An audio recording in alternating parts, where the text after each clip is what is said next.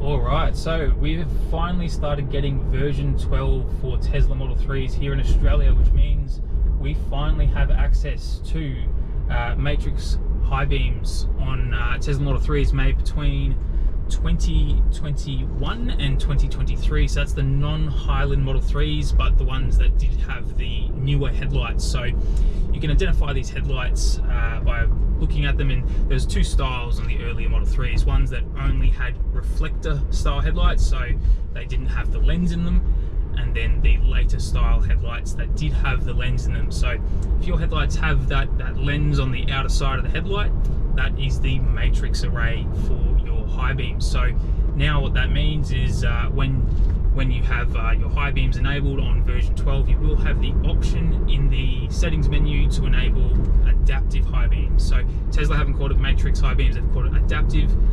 Previously it was called auto high beams, but works a little bit differently. So with auto high beams, effectively you would have your normal full high beam like what you can see now, either that or a dipped beam, which you would typically drive around in most areas with. So now it is adaptive high beams. So if I turn them on now, you'll notice that the high beams are on, but it dips the lights around oncoming vehicles or vehicles traveling the same direction as you in front of you.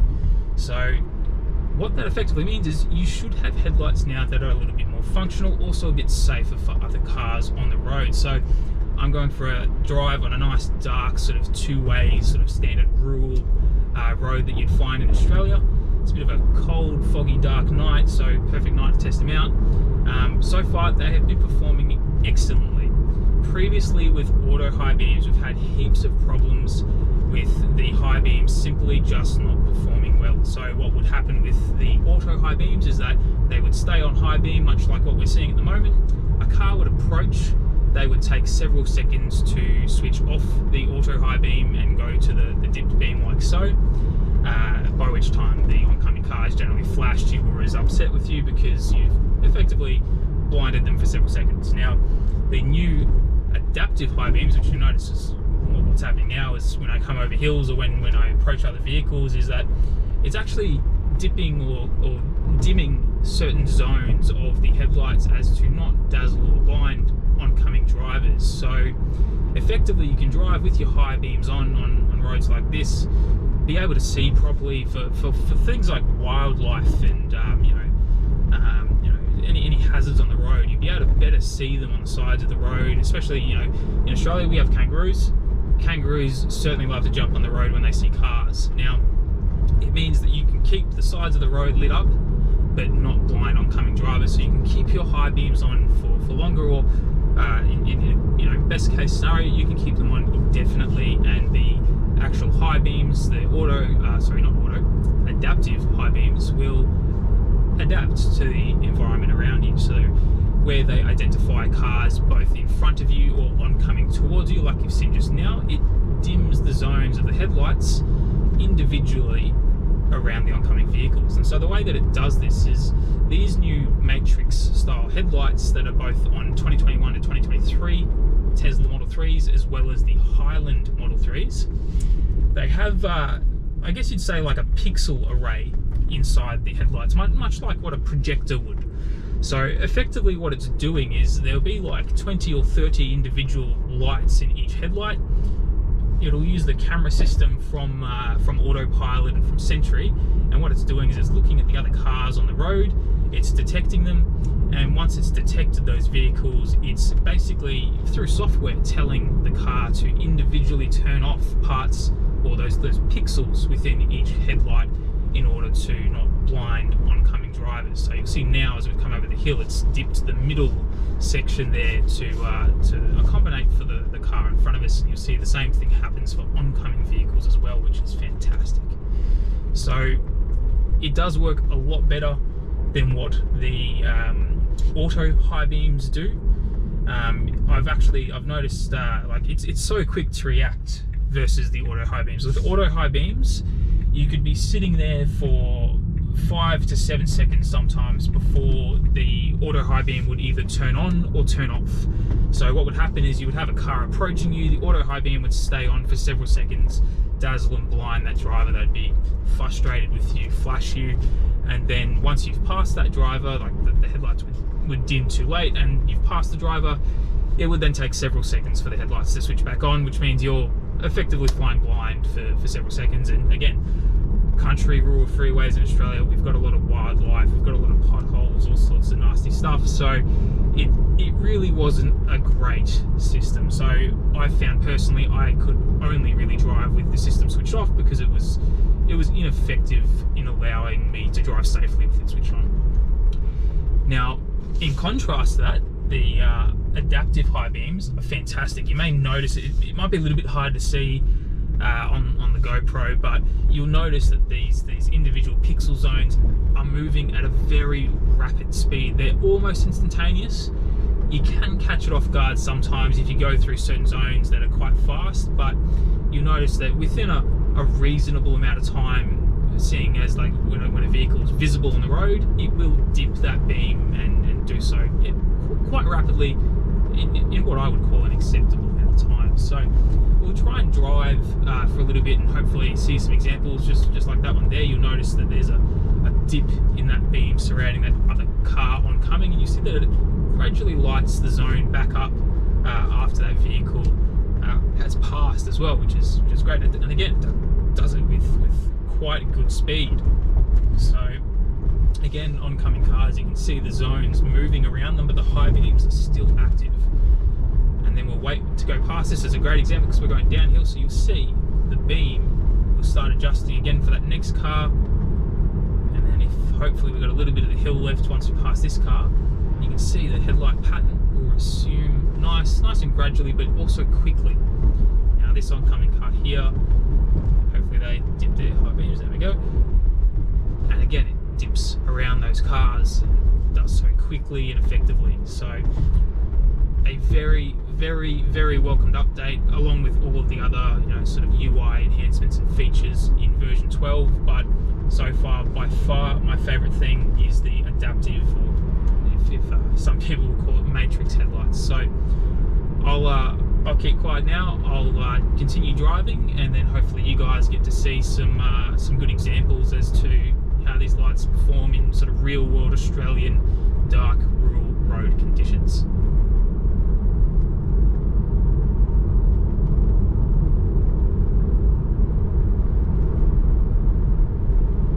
So it looks like it's probably detected a street sign or something along those lines there, and then it is now adjusting for the vehicles oncoming. It's doing so pretty well.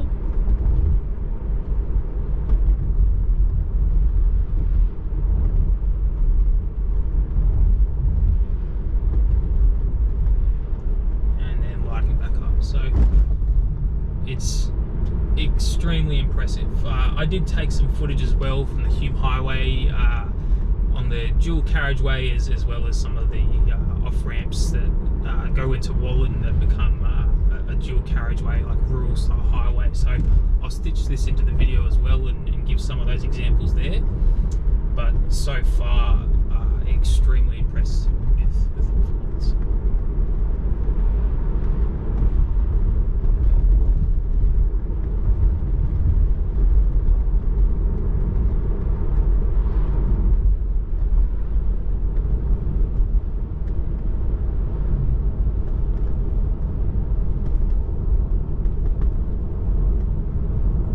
One thing I have noticed is that there's a little bit of what I would call perhaps misalignment between the dimming zones. Now, I have known Teslas to come out from the factory with absolutely shocking headlight alignments. Some are perfect. Mine were all right. My previous Tesla, so I've actually had two Model 3s, a 2022 and a 2023 car, both with the matrix lights, and the headlight alignment on the first one was absolutely shocking. Like, the headlights were so far down and pointed to the left that they were practically useless on any dark road where you couldn't use your high beams if there was oncoming traffic. So one thing I would take into consideration with these matrix beams is if you're finding that you potentially have issues or misalignment, like I've got what I would say is maybe minor misalignment of the dimming zones, is check your headlight alignment. Headlight alignment is both a safety thing as well as just general visibility, right? If your headlights aren't pointing in the right direction, they aren't set up correctly, they're just simply either ineffective or potentially even dangerous for oncoming drivers. So do check your headlight alignment. If it's not something you're confident in doing yourself, don't do it. Take it to Tesla, get them to correct this for you. Adjusting headlights by yourself, if you're not sort of familiar with the process or even trained in sort of doing so, not a good idea, but you can do it through the service menu. I'll take you through that at the end of the video. Again, do it at your own risk. This is just sort of for educational purposes. I would consult a professional if you don't know how to adjust headlights. And again, if you've got a Tesla, there's more likely than not it's in warranty period.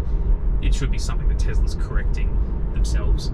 There's various reasons why headlights can be out of alignment. One is, again, from factory. Tesla's quality control can unfortunately be a little bit hit and miss. Other reasons as well can be from accidents. Even light front end impacts on cars, or even hard rear end impacts on cars where they don't have to replace headlights, can knock them out of alignment. If you have had a front end collision and they've replaced your headlights, good idea to check that they're actually doing what they're supposed to do. They're shining where they're supposed to shine. So if you turn your standard beam on, you should have on the right hand side of the road a lower beam than the left hand side of the road. That's intentional so that you don't blind other drivers. So you can see there my beam is lower on the right hand side of the road, it then goes upwards, and then left hand side of the road is higher. The idea being that you should be able to see, you know, wildlife off the side of the road, and the car in front of you, you're not going to, you know, dazzle or blind them, but cars oncoming towards you should have a slightly more dipped beam as to not blind oncoming drivers. So that's generally what your low beam headlights should sort of look like right now. But I'll put the adaptive beams back on, and you can continue having a squeeze at what they look like. So good example against the concrete wall there as well, how they reignite the individual pixels. So you can see the individual lights sort of turning off and turning back on as cars pass us. So extremely impressive with how quickly it reacts. So adaptives back on, a bit of a high median strip gap there, so probably not going to do a whole lot here, but hopefully there you go. You can see perfect example against the concrete wall where it's detected a vehicle and it's dipped that particular zone and then switches it back on as those cars pass. So extremely impressive. A lot better than what auto high beams are on. Now don't forget, this is not on by default with the version 12 software update. You do need to go to the menu and turn it on. Now I'll run through the menu in a second, and then I'll also show the adjustment of headlights. Again, do it at your own risk. If you're not familiar with it, just take it to Tesla. Your car's within warranty most likely, just get them to fix it up for you. If your car's been in an accident, take it back to the body shop. The body shop should be making sure that your car leaves in a good, well and fixed state, especially if it's through insurance. A lot of the time you have guarantees and warranties on repairs, and they should be doing the repairs to the manufacturer's specification. That does include your headlights. Anyway, I'll rejoin you in a moment, and I'll take you through the enablement in the settings menu of your car, as well as what you can do to realign headlights. Alright, so I have found pretty much the perfect car park to do the headlight alignment. So again, like I said, you want a very level and flat surface. If you are not on a flat surface, you will screw up your headline alignment, I can guarantee it. So make sure the car's on a flat surface. The reason being is that there's actually sensors on the suspension arms, and basically what those sensors do is they detect how low the rear of the car is, because if you go and get, you know, 3 people in the back of your car and a boot full of luggage, your rear suspension will sit a couple of centimeters lower, and then the front of the car points upwards. So what it does is it then adjusts the headlights based on the position of the rear suspension arms, and dips the headlights down lower to avoid blinding oncoming drivers, especially on that right hand side of your headlights there. Now, a healthy headlight beam, effectively what you're going to have is, and again this will be at a slight distance from a wall. If you do this really close to a wall, it'll look a bit funny, but effectively what you want is a nice flat beam on the right hand side that is lower than the windshield line of oncoming cars. You then want a rise, and that rise should be no further over than the driver position of your car, and that rise will then carry across all the way over to the left hand side.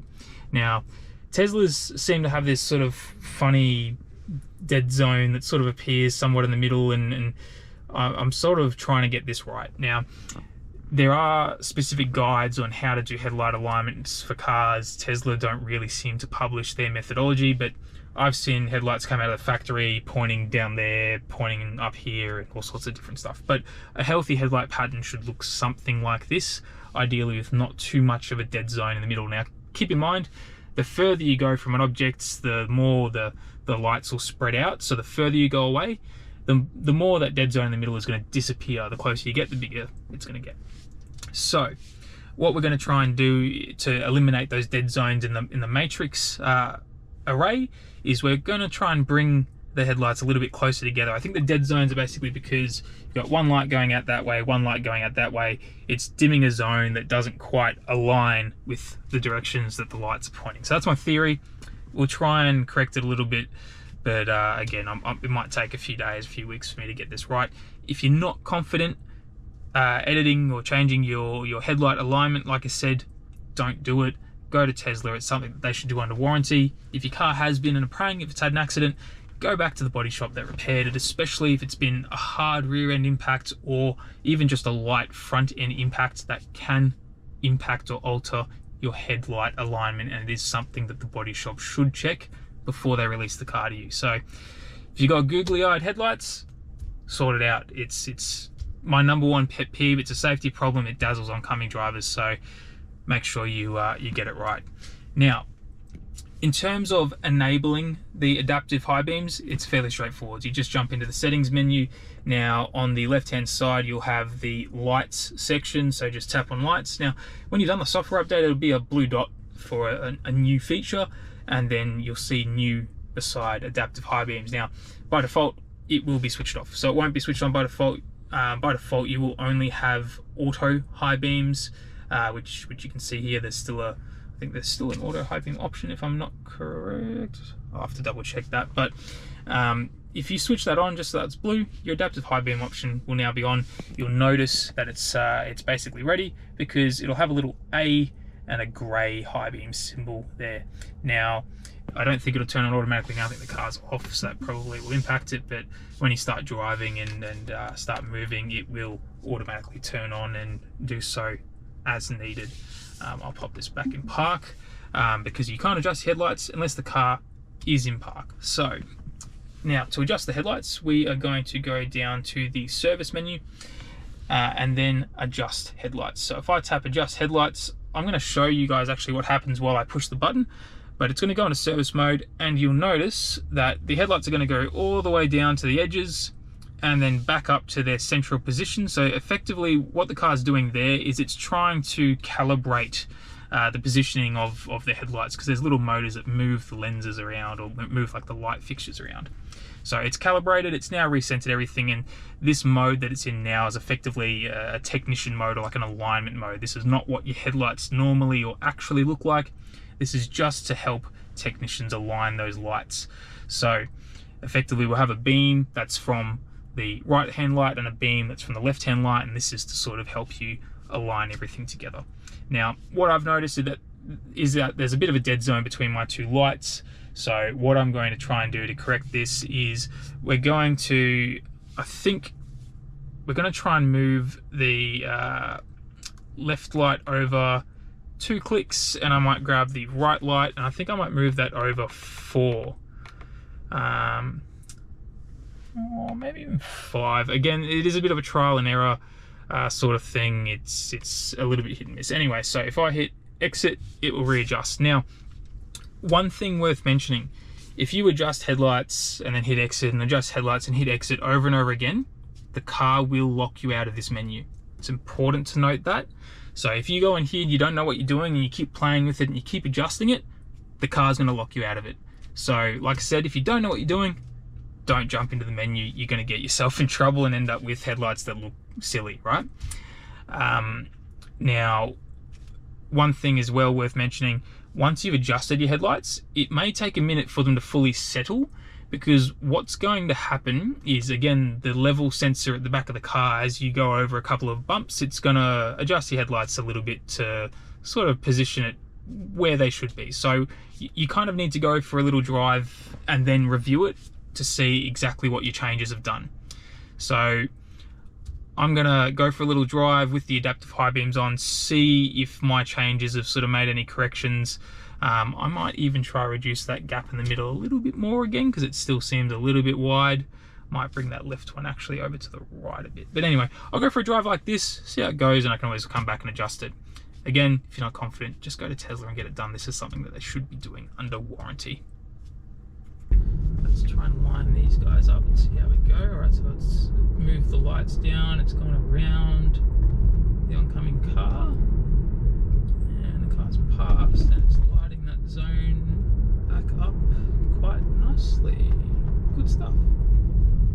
It does seem to dip around objects. I don't know whether this is intentional. It could also be by design, but like, see, like a good example right there, that keep left sign, it dipped around that sign. So I don't know whether perhaps it's recognizing it potentially as a motorcycle, or whether it intentionally dims zones with traffic signs. It kind of makes sense, because driving with your high beams on straight towards a traffic sign can at times not be the nicest experience, especially with how bright the Tesla headlights can be. Might go and drive past this car up here. Unfortunately, they have turned off. Oh well, unfortunate, but that is what it is.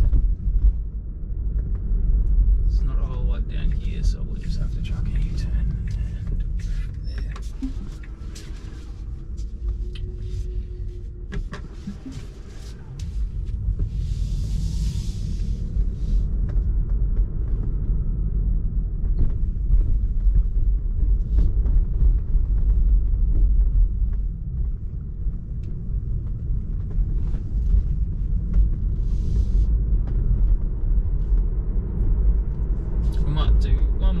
Street and call it a night. I have been on the run for 2 hours and 40 minutes, and it's well and truly nearly midnight, so I might head home before the other half thinks I'm not coming home.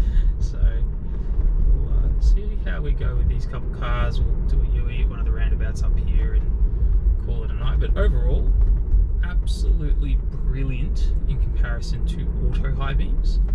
I might even stop at this roundabout. There's a car to the left. See if he's gonna crawl through the very slow parts, but it has dipped quite nicely for that car. You can see on that house over to the left that it's, you know, relit the zones. Yeah, I think I'm quite happy with the realignment on this.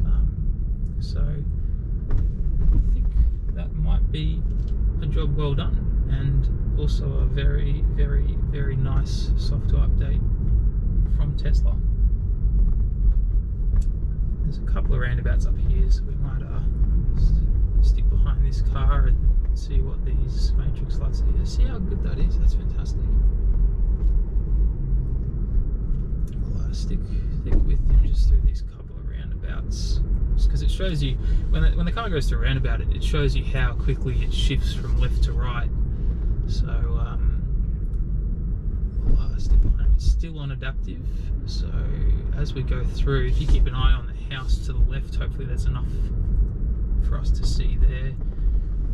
Light back up, and then if we go quickly through, quite quickly adapts around the car in front of us.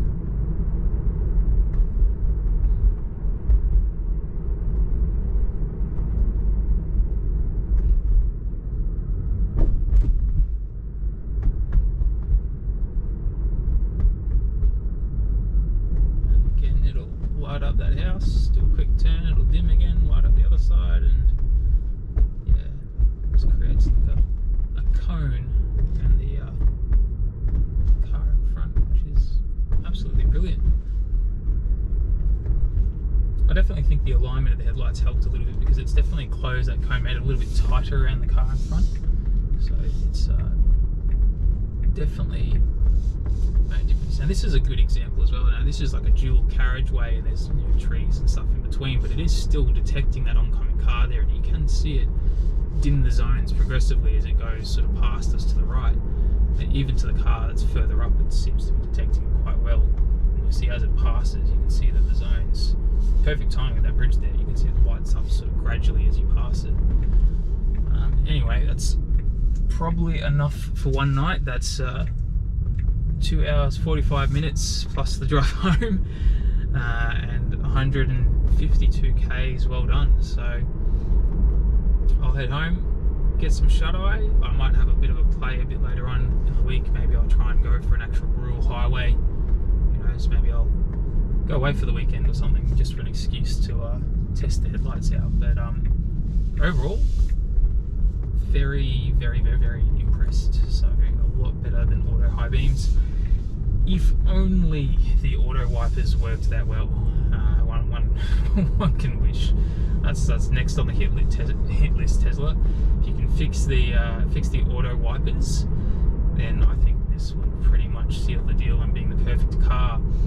I think the only thing that disappoints me these days at the moment is the buttons for indicators on the Highland. I'm not sure if I'm a fan. I did go spend some time in one. I'm sure you would get used to it, but I'm not sure I'm sold having that as a full-time solution. Going around roundabouts was extremely awkward. Don't know if I would be happy living with that, especially if you're a poor person that has to live in Queensland and indicate the exit of a roundabout. Don't know whether they can, you know, perform a software update and have it do that for you. But again, you know, unless you're navigating, how does it know which exit you're going to take in a roundabout? So there are a couple of issues with that, but overall we're moving in a good direction again, Tesla. There were some software updates that were a bit for a while, but we are finally making good progress. Matrix lights, very much appreciated. Anyway, I am going to go find my way home. If you made it this far in the video, I don't know how much footage I'll actually put in, but I've recorded probably a solid 2 hours, so if you made it this far, it's probably going to be a 20-30 minute video at least. Thanks for sticking around. Have a good night, and happy driving.